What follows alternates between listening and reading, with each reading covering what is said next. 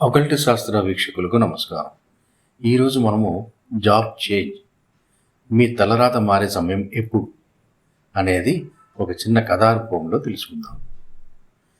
రాము అనే ఒక software engineer గత 5 సంవత్సరాలుగా ఒకే కంపెనీలో పనిచేస్తున్నాడు.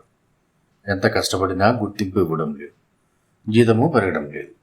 విసిగిపోయి ఒక సిద్ధాంతి వద్దకు వెళ్ళాడు. రాము, స్వామి, నా రాత ఎప్పుడు మారుతుంది? ఎన్నో ఇంటర్వ్యూలు ఇస్తున్నాను, కానీ ఆఫర్ లెటర్ మాత్రం రావడం లేదు. ఉద్యోగ మార్పు అసలు సాధ్యమేనా? చూసి చెప్పండి అని అడిగాడు. సిద్ధాంతి అతని జాతక చక్రమును పరిశీలించి చిరునవ్వుతో, నాయన, ఆకాశంలో గ్రహాల కదలికలు నీ జీవితంలో మార్పును ఎలా శాసిస్తాయో ఈ 3 సూత్రాల ద్వారా తెలుసుకుందాం. 1. దశాకాలం. ప్రస్తుతం నీకు నడుస్తున్న మహాదశ లేదంటే అంతర్దశ అనుకూలంగా ఉండాలి.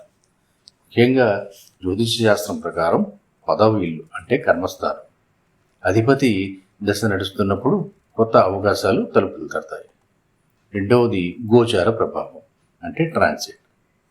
శనిదేవుడు నీ జాతకంలో 10వ ఇంట్లో ఉన్నా లేదా 10వ ఇంటిని చూస్తున్నా కెరీర్లో మార్పు వస్తుంది. అలాగే గురుగ్రహం అంటే జూపిటర్ అనుగ్రహం ఉంటేనే అది మంచి జీతంతో కూడిన మార్పు అవుతుంది. రాహువు కూడా పాత్ర పోషిస్తాడు.